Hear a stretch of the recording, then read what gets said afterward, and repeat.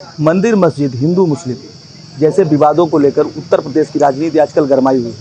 हमारे साथ बात करने के लिए सुबह सपा के राष्ट्रीय प्रवक्ता सुनील अरकवंशी जी हैं। इनसे जानेंगे किस तरीके से जो हिंदू मुस्लिम को लेकर विवाद लगातार जारी है, सड़कों पर लोग प्रदर्शन कर रहे हैं, पत्थरबाजों पर सरकार बुलडोजर की कार्रवाई कर रही है, कैसे देखते हैं?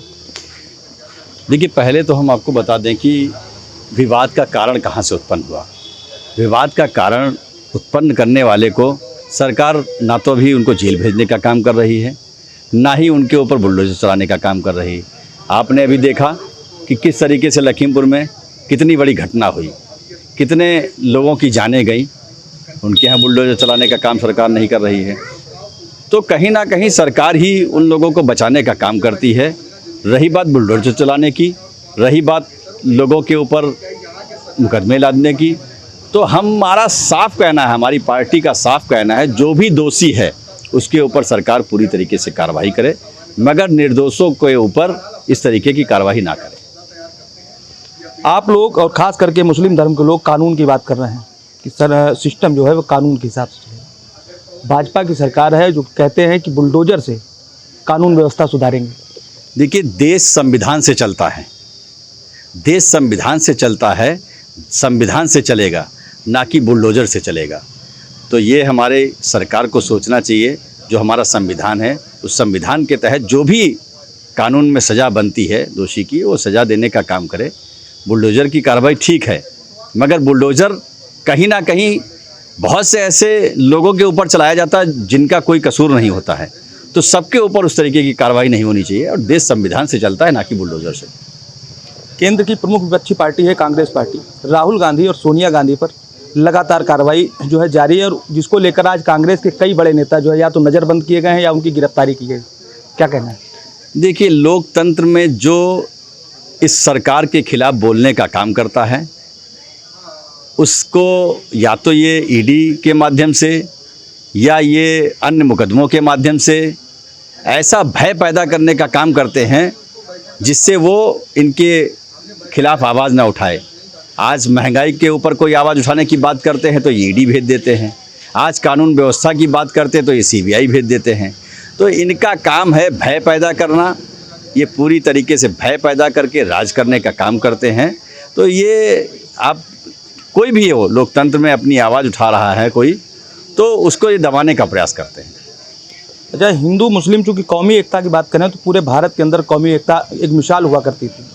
इधर कुछ वर्षों से लगातार हिंदू मुस्लिम मंदिर मस्जिद इस तरीके का माहौल बना के समाज के अंदर क्या सरकार क्या पेश करना चाहती है? इससे आने वाले समय में किस तरीके की समस्याएं आएंगी लोग? अब यही तो हम लोग भी नहीं समझ पा रहे हैं कि सरकार क्या चाहती है। सरकार एक तरफ कहती है कि हम मुस्लिम महिलाओं के बहुत हिमायती हैं, ठीक है, वहीं आप देखिए कि किस तरीके से उनके घरों को उजाड़ने का काम कर रही है, किस तरीके से आप उनके हिमायती हैं। तो आप खुद तय नहीं कर पा रहे हैं कि हम हिमायती हैं या उनके दुश्मन हैं। तो आप पहले तय करें। आपने जो माहौल बना के रखा है उससे देश पूरी तरीके से, आप चाहे अर्थव्यवस्था के मामले में हो, चाहे कानून के मामले में हो, पूरी तरीके से बिगड़ता चला जा रहा है। इस तरीके से देश नहीं चलता। देश सभी जाति धर्म के लोगों का देश है, उसमें सभी अपने अपने तरीके से सभी लोगों अपने पूजा पाठ करने का अधिकार है। देश संविधान से चलता है, इस तरीके का माहौल पैदा करना ठीक नहीं है। भाजपा प्रवक्ता नूपुर शर्मा के बयान को लेकर लगातार बवाल जारी है। मुस्लिम देशों ने भारत की कई ऐसी चीज़ें हैं जिन पे बैन लगा दिया है अपने देशों में। इसको लेकर कैसे देखते हैं, और सरकार ने जो कार्रवाई की है नूपुर शर्मा पे, उसको आप काफ़ी मांग रहे हैं या ना काफ़ी? देखिए, अभी तक आप सारा का सारा आप देख लीजिए, नूपुर शर्मा जी ने जो बयान दिया, उस बयान के बाद ही चाहे जितनी हिंसा हुई हो, आप चाहे जितनी जगह इस तरीके का माहौल जो पैदा हुआ है, वो सिर्फ़ और नूपुर शर्मा जी के बयान से पैदा हुआ है। आपने मुकदमा तो दर्ज करने की बात करी, आपने उनको पार्टी से निकाल देने की बात तो करी, मगर उनको अभी तक जेल में डालने का काम नहीं किया। क्योंकि शायद ये हो गया होता तो आज इस तरीके की हिंसा पूरे देश में नहीं होती। और जो आज आप कहते हैं कि जो है, अब आप देख लीजिए आप कि किस तरीके से जो बाहरी देश हैं वहाँ से किस तरीके से माहौल बिगड़ रहा है। तो कहीं ना कहीं इनके ऊपर कार्रवाई होनी चाहिए थी। अगर बाहरी देशों की बात करें तो पड़ोसी देश है अपना नेपाल, जिन्होंने नूपुर शर्मा के समर्थन में वहाँ एक बड़ा आयोजन हुआ और काफ़ी संख्या में लोग जुटे और नूपुर शर्मा का समर्थन किया। लेकिन हिंदुस्तान के जो राजनीतिक दल हैं वो लगातार हमलावर हैं। नहीं, बात ठीक है आपकी, उनका समर्थन करने वाले समर्थन कर रहे हैं, मगर ऐसा नहीं, समर्थन करने वाले जो अगर उनको 10 हैं तो उनका विरोध करने वाले 90 लोग हैं। तो 90 लोगों की बात सही है या 10 लोगों की बात सही है? तो आप ऐसे व्यक्ति के जिससे हमारे देश का नुकसान हो रहा है, जिसमें हमारे देश में जो हमारा एक माहौल जो कौमी एकता का बना हुआ था वो बिगड़ रहा है, तो कोशिश करें कि ऐसे लोगों के ऊपर जल्द से जल्द कार्रवाई करें। अच्छा, एक सवाल, चूँकि कल शाम से डीजल पेट्रोल को लेकर पेट्रोल पंपों पे जो है भगदड़ जैसा माहौल है, लोगों को पेट्रोल नहीं मिल रहा है। कुछ पेट्रोल पंप संचालक ऐसे हैं जिन्होंने 5-5, 6-6 रुपये पर लीटर जो है बढ़ा दिया है, इसको लेके क्या कहना है?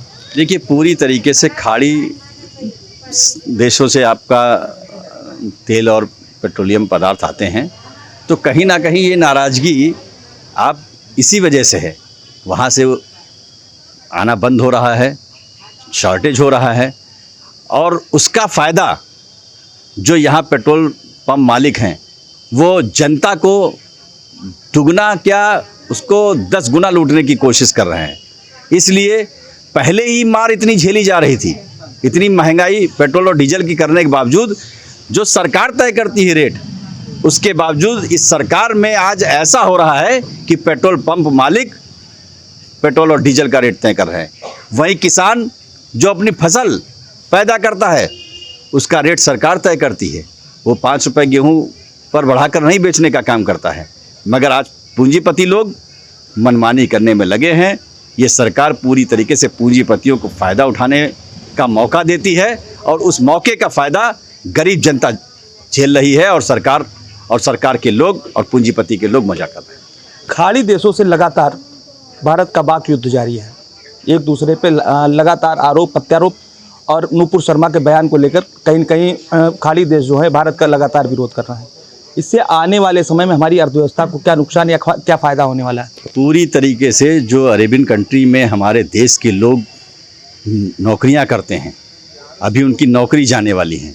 जो वहाँ से लोग पैसा पैदा करते थे तो आता तो देश में ही था, देश की अर्थव्यवस्था मजबूत होती थी, देश के लोग मजबूत होते थे, तो बहुत बड़ा देश को नुकसान होने वाला है और नुकसान हो रहा है। तो इस पर विराम लगना चाहिए, और जो माहौल को बिगाड़ने का काम किए हैं उनके ऊपर सरकार को जल्द से जल्द कार्रवाई करनी चाहिए। भारतीय जनता पार्टी के राष्ट्रीय स्तर के नेता जो है खुले मंच से कहते हैं कि भारत जो है आज मजबूत हाथों में है। अच्छा, यही मजबूत हाथों में है। जिस चीज़ का रेट सरकार तय करती है उस चीज़ का रेट आज पेट्रोल पंप मालिक कर रहे हैं। अभी आप पेट्रोल पंप पे चले जाइए, बड़ा चस्पा कर दिया है उन्होंने, 5 रुपये महंगा। क्या कभी आप ऐसे मजबूत हाथों वाले लोगों के टाइम में आपने देखने का काम किया? तो मजबूत हाथ सरकार के और सरकार के लोगों के हो रहे हैं।